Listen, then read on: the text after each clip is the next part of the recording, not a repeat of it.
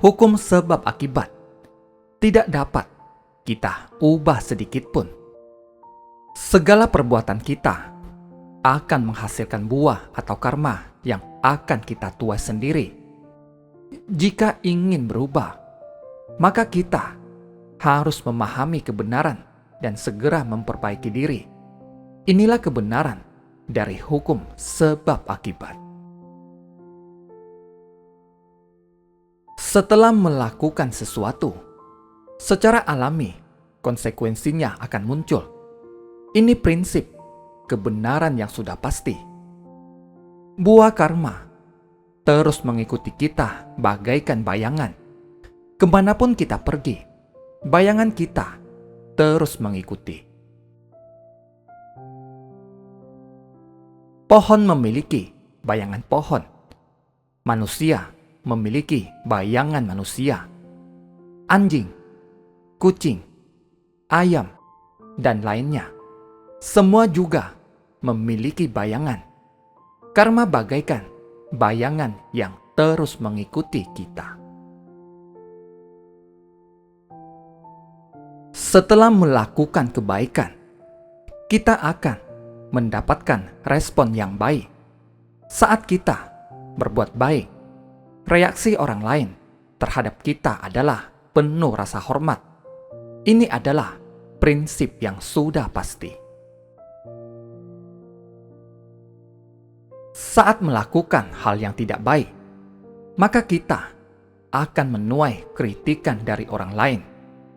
Meski tidak berani melakukannya di depan kita, tetapi saat di belakang, mereka akan terus mengkritik kita. Jadi, saat melakukan perbuatan baik, kita akan mendapat respon yang baik, memperoleh kepercayaan dan pengakuan dari orang. Inilah respon yang baik. Seperti itulah, buah karma akan terus mengikuti kita bagaikan bayangan. Jadi, sebagaimana benih yang ditabur, maka buah itulah yang akan dituai. Begitu pula dengan jalinan jodoh. Saat bertemu dengan jalinan jodoh baik, itu berarti dahulu kita pernah menjalin jodoh baik dan menanam benih baik. Karena itulah kita dapat bertemu dan berkumpul dengan penuh sukacita. Begitu pula dengan benih dan jalinan jodoh buruk. Saat berinteraksi dengan sesama, ada kalanya sebuah ucapan ringan dapat bagaikan sebuah bom yang terus tersimpan di dalam hati kita. Ucapan itu terus tersimpan di dalam hati, sehingga membuat noda batin kita semakin lama semakin tebal. Saat jalinan jodoh matang, benih karma akan berbuah. Karena itu, kita jangan meremehkan jalinan jodoh dan hukum sebab akibat. Ada sebuah kisah yang patut kita petik hikmahnya. Keledai yang membayar utang. Ada seorang pedagang yang ingin mengurus sesuatu di kota. Dia menyewa seekor keledai untuk menarik pedati. Keledai itu berlari dengan cepat. Setelah berlari sejauh 50 km, tiba-tiba keledai itu berhenti. Pedagang itu sangat panik. Dia berkata, "Tidak jauh lagi, kita akan segera tiba. Cepatlah." Akan tetapi, keledai itu tetap berdiri bagaikan sebuah patung. Meskipun sudah ditarik berkali-kali, keledai itu tetap enggan bergerak. Sudahlah, Mungkin lebih cepat jika saya berjalan kaki, keluh si pedagang. Dengan setengah berlari, dia menuju ke kota untuk mengurus bisnisnya. Usai mengurus bisnisnya, malam itu dia bermimpi keledai itu datang dan berkata padanya, "Aku meminta maaf karena tidak mengantarmu sampai tujuan. Karena di kehidupan lalu, aku mencuri sepasang sepatumu, maka di kehidupan ini aku harus mengantarmu sejauh 50 kilometer. Setelah mengantarmu sejauh 50 kilometer, aku tak berutang lagi padamu. Utangku padamu sudah lunas. Aku berterima kasih sekaligus meminta maaf karena pernah mencuri sepasang sepatumu," kata si keledai dalam mimpi.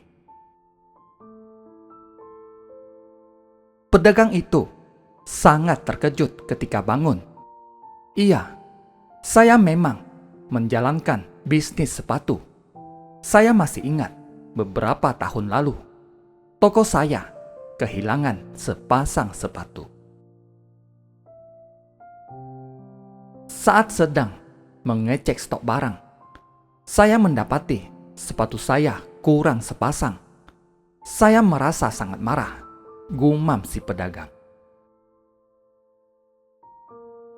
"Siapa yang mencuri sepasang sepatu saya, maka kelak dia harus berjalan sejauh 50 kilometer untuk mengantar saya," ucap si pedagang marah kala itu. Sejak saat itu, pedagang itu sangat memperhatikan hukum sebab akibat. Dia juga mendonasikan semua pendapatan dari perjalanan bisnisnya kali itu. Dia juga selalu berbuat baik kepada semua orang. Dia juga sering berbagi kisahnya dengan orang lain dan menyemangati orang-orang untuk berbuat baik.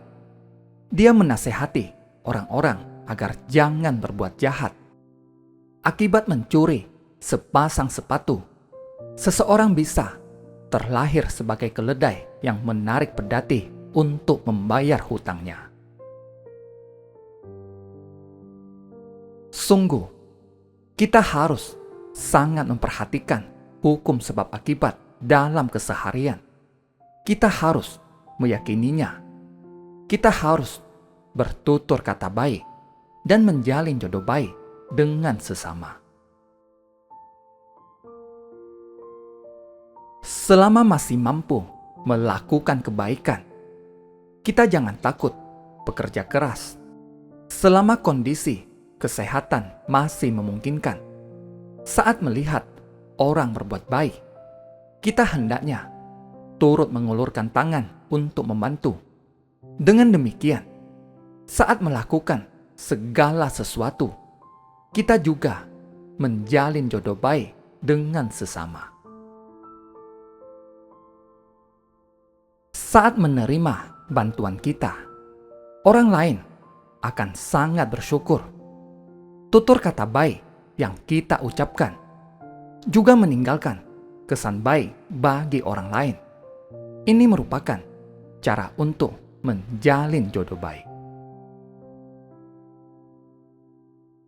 Untuk menanam benih baik dan menjalin jodoh baik, kita harus senantiasa membantu sesama.